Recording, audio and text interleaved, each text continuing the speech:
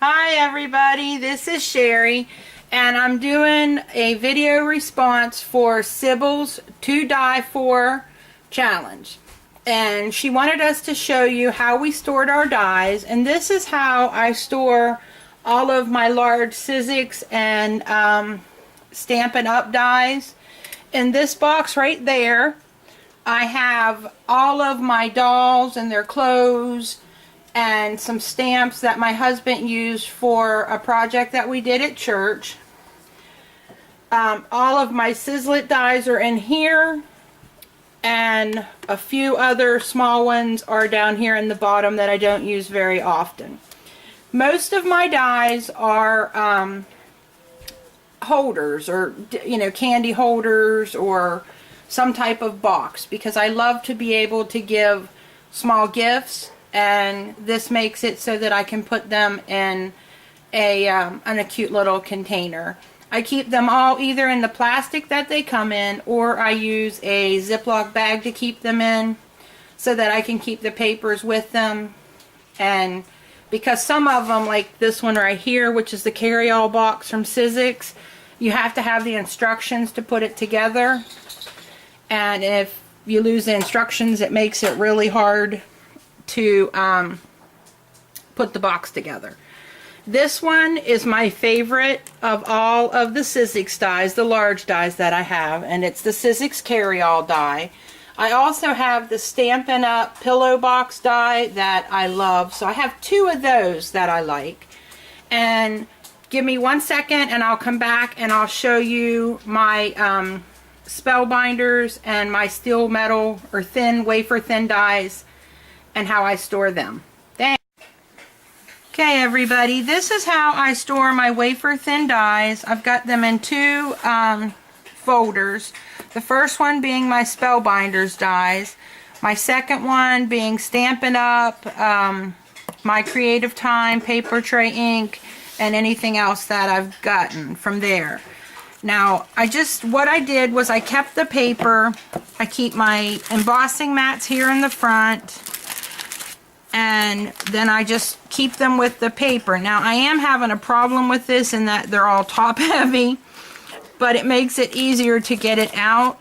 And I saw on Colby's 1981 Nicole that she's got a band that goes around hers and helps them stay in. So I may start doing that because of the weight. It's pushing them down, and I don't want to ruin any of my stuff. And I just keep them stored on little magnetic strips that I have. And here's a couple, or one that I just purchased and I haven't got it put in yet. And back here are the holiday ones that I have. And most of these were given to me, actually all of these ones were given to me by Anna Llanos here on YouTube. And I love them all. And I made Christmas cards out of these ones. That was fun. Then for my other book, that's where my Stampin' Up! Dies and my other ones are. Now I have some up here that are smaller, and I haven't quite figured out how I'm going to put them in because they kind of just don't really go with anything else. And these up front are all Stampin' Up! And I keep all of the labels with everything so that I can let anybody know what I've used. And right here on the back is this one. And I was able to start putting two to a page. And I like that. Stampin' Up! Has some real nice dies. Now they don't go on sale like we can get at the stores, but they're awesome quality. And they're bigger. The framelits are larger than the ones that you'll find from Spellbinders. Then back here I've got my lawn fawns, and I just kept it in the folder. This one has stamps that go with it, so I kept it in the folder from Dynamics, or my favorite things. And I've just kind of kept them because they have stamps that go with them, so I want to be able to use them together. This one I used a lot at Christmas because it reminded me of a ornament, but I still need to put in my metal or my magnetic sheets in there. I'm actually going to try to find the vent covers that everyone's been showing, because I know that I can get a lot more for my money getting those than using these magnetic strips. Here are my Christmas ones from Stampin' Up. This one is another paper tray ink stamp, or die, excuse me. And my two favorite dies that I actually keep back here, which I don't know why I do because I use them a lot and I love them, is the My Creative Time doily die, stitch doily die, and their embossing gift card holder. I use this, of course, for gift cards, and then I was able to put the Ghirardelli chocolate squares in them and give some away for Valentine's Day, and they fit perfect. I just added an additional little score line, stuck a, and here's the size of it. Let me turn that around so you can see. And stuck a little glue dot on the back to hold the candy in, and it just worked great. And here's the size. The stitch doily die is about 3 3/4 inches, and it's beautiful when it's cut out. I love it.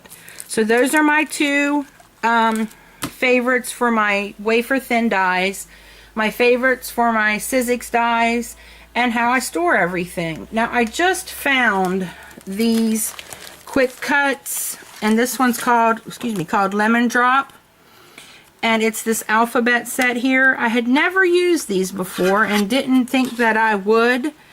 And I got it about a month ago and have just used it and used it and used it and just totally love it. I love it. And I'm looking for new sets in different fonts. Michael's only has this set right now, but I'm hoping they'll get more in because I know that I use it and use it a lot in lieu of trying to dig through fonts, and on my Cricut cartridges I use this. So this is it, everybody. This is how I store all of my dies. I hope that it helps and somebody find an alternative or something that works for them. And I did, like I said, I kept them separate so that I know if I want my Stampin' Up or anything other than spellbinders, I go to this book and all of my spellbinders are there. That's it, and I just sit them on the shelf and they're good to go, and I pull them out when I need them. Thanks for visiting me today, guys, and happy crafting. Bye!